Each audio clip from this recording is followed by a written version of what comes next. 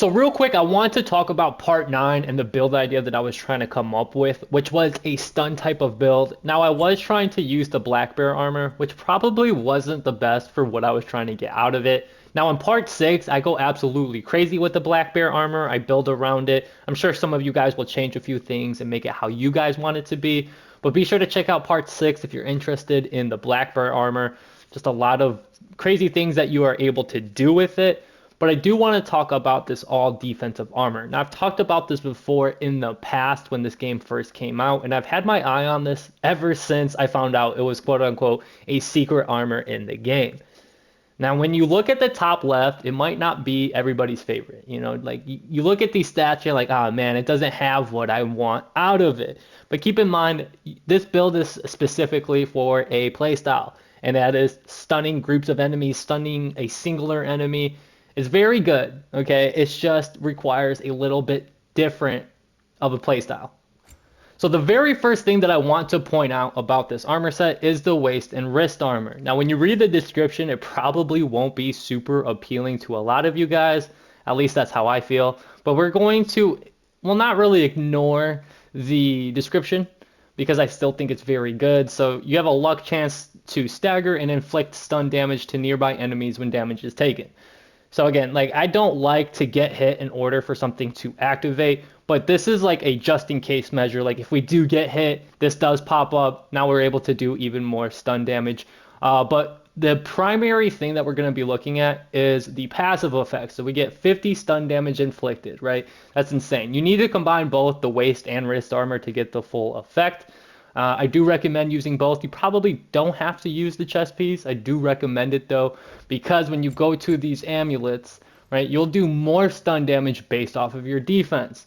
Uh, this I feel like you can use whatever you want, but the way I was looking at it is that since we have so much defense anyway, even if we do get hit, I'm pretty confident we'll be around the 75 HP mark anyway, which allows us to kind of just do more damage.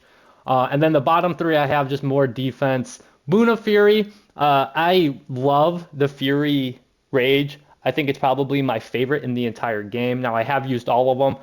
I've made builds around every single Rage in this game, but that's not what we're doing right now. And then for the very last one, the most important amulet for this build is this one right here, okay?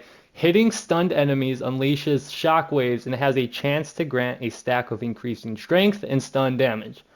So you stun an enemy, you keep hitting them, it'll concuss, more stun damage to other nearby enemies, and you'll go on this never-ending onslaught of hitting stunned enemies.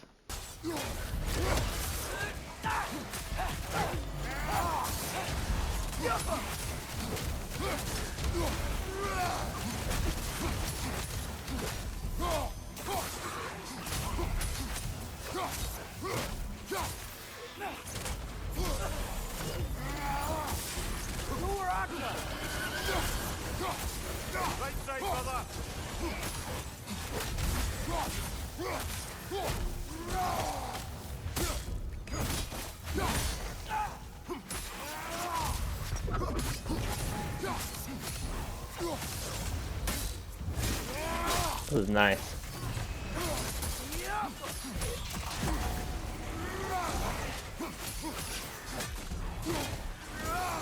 All defense, by the way.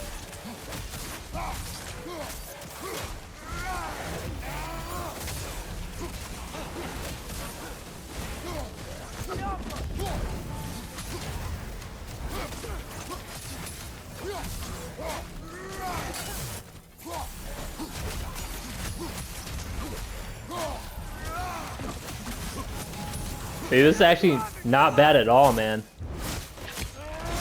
Yeah, not like the craziest of builds.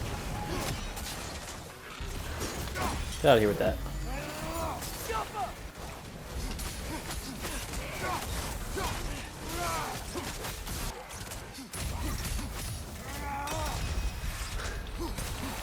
It's actually wild.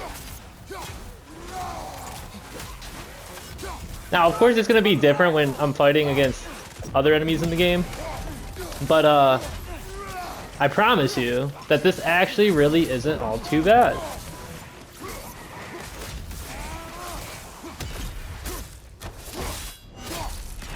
Are these new animations? Like, am I missing something? That's gonna hurt. Oh, nope.